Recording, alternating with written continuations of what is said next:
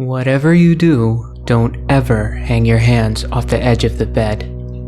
It was a lazy Friday night. I was binging on my kind friend's Netflix account while eating another microwavable meal.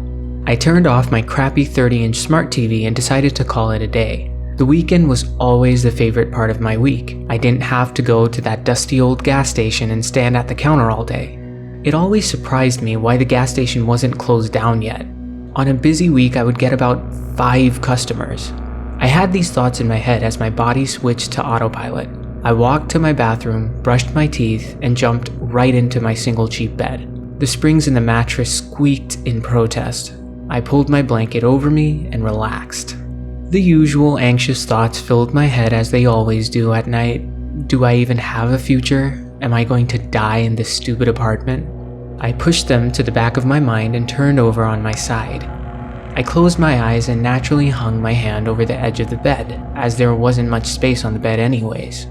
I struggled to get into a comfortable position on the rock-hard mattress. Sometimes I wonder if it'll be easier sleeping on the floor. I closed my eyes and tried to fall asleep. More and more thoughts filled my head and one by one disappeared. My thoughts got jumbled up on top of each other and my mind got foggy. I was on the brink of sleep. Suddenly, I felt an icy grip on my hand that sent chills down my spine. All my sleepiness disappeared. I couldn't move. I tried as hard as I could, but my muscles were not working. The grip on my hand got stronger and stronger. I saw a pale, ghostly hand holding onto my hand that I was hanging off the bed. Then suddenly, the hand pulled. Its pull was strong, and combined with my paralyzed body, I fell out of the bed and came face to face with what was pulling me. She was under my bed.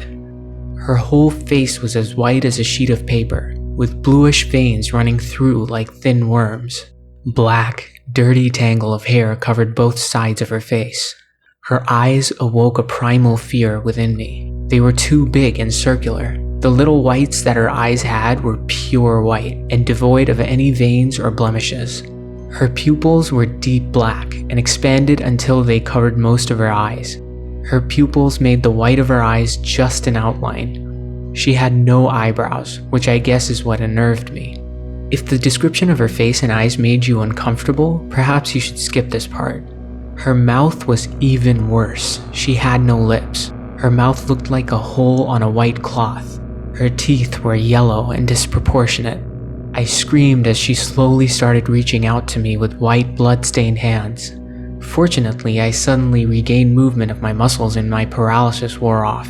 I lurched away from the bed and frantically made my way out of the room. I stood outside my room for some time. My heart slowly stopped pounding and my mind started to rationalize what had just happened. Must have been sleep paralysis, I thought to myself, as my heart returned to its slow, rhythmic beats, and I grasped control of the situation. I walked back into my room and surely there was nothing there. I checked under my bed slowly expecting to get eaten by whatever the hell that was. There was nothing there. I chuckled nervously as I laid back down in my bed. What I saw next will never leave my mind. There she was, somehow stuck onto my roof.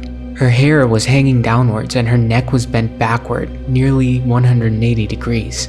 She was looking down at me. Her whole of a mouth curled into a menacing smile, and she emitted a high-pitched sound. I stumbled out of my room and grabbed my car keys and coat. She slowly followed me out. I got into my car and sped off until she was far, far away.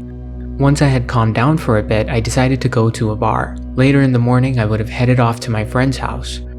I made it to my local bar and ordered a large glass to soothe my nerves. People were talking all around me and I felt generally safer with everyone else around.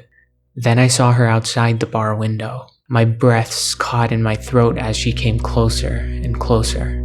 I pushed and jostled through the crowded bar and made it to the exit. I ran to my car and drove. I've been on the road for a couple of days now. I'm running out of money and time. She appears as soon as I stop somewhere and she will slowly walk towards me. It took me a couple of days to write this post. I wrote this solely as a warning to all of you. Once she's done with me, she'll come for more people. You're not afraid of the dark, are you?